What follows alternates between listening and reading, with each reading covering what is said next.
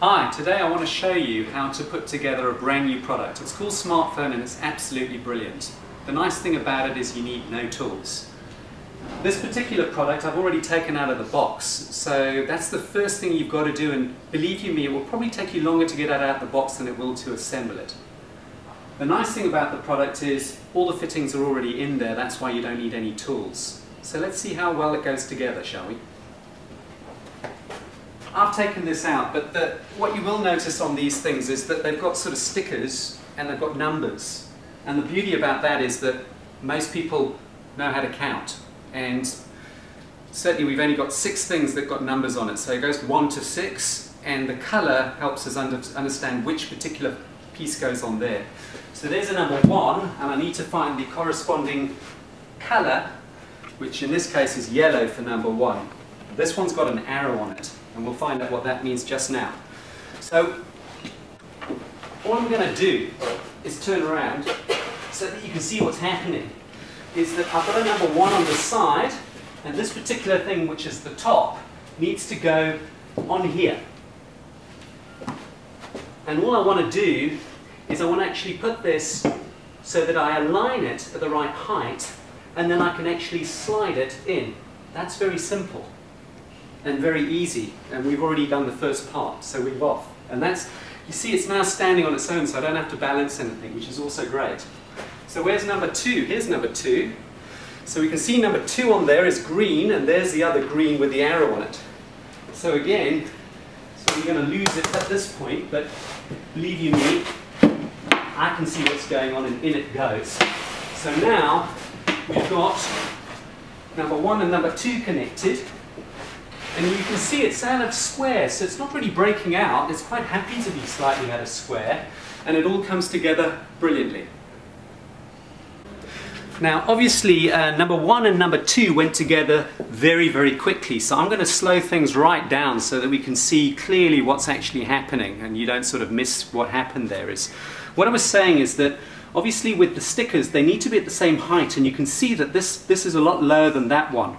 So we need to lift this up, because inside you've got spaces for the protruding males, and it's important that these 2 stickers become the same height. As soon as they're the same height, they will actually be in a position which now you can actually slide down.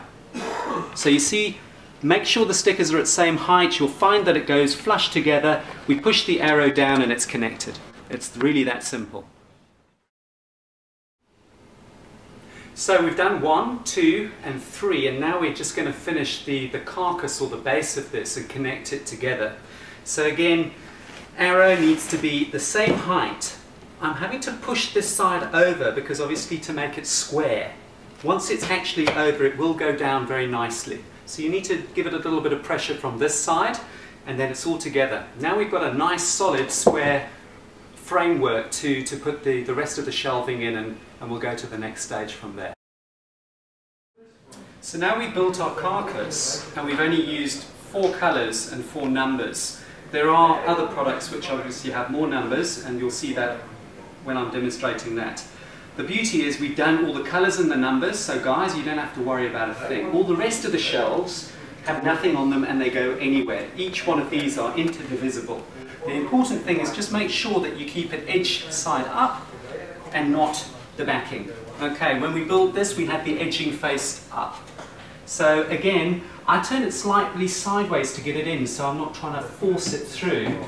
And then it's just a question of actually lining up both sides at the same time. I tend to put a leg on one side just to actually bring it in a little bit, so that when the 2 things are together, it's going to go through and be very simple when you actually get there. The more that go in, the easier it becomes anyway, because it's all being fixed. So let's go to the next one, see how that one goes. Again, turn it sideways, line it up with the groove on both sides, and push it down evenly. So when you've got it, push it right to the floor, not flush with this, because at the end of the day the backing must be flush with the back of the shells when it goes on.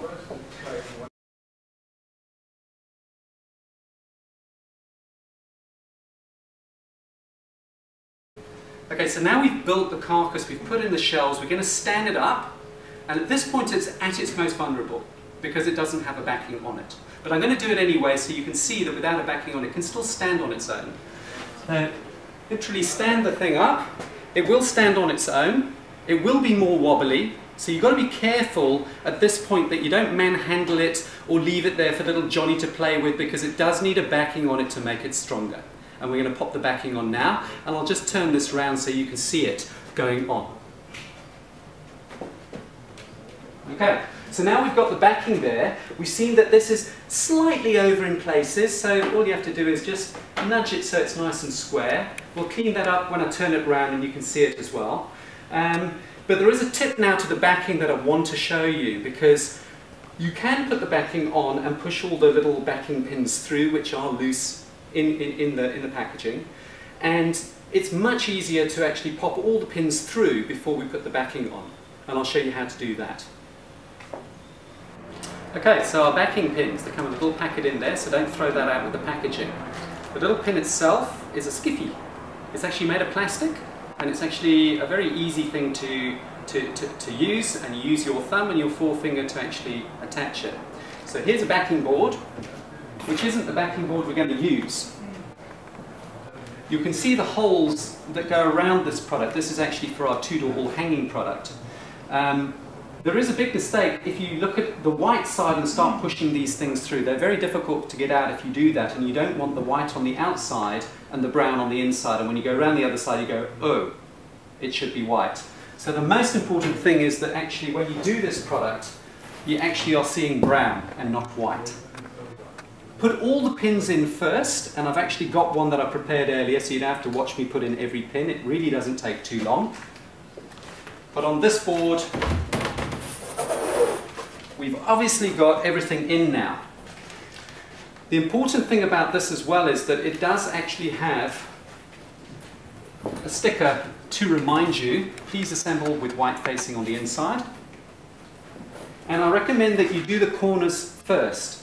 So I normally start, because I'm quite tall, at the top and put the top two corners in, but I also use my foot to balance the backing on to get it to the right height. Okay.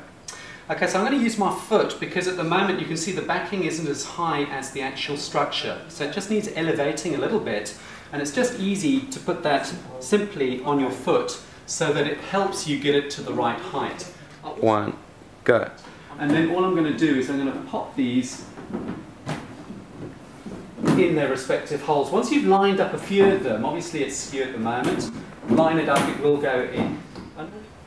And then I'm going to do the bottom corners so that actually the whole structure becomes.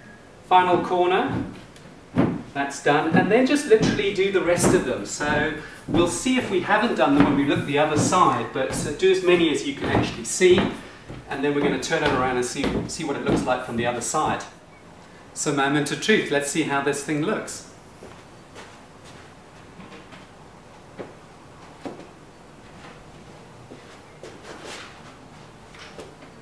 I like it, I hope you do.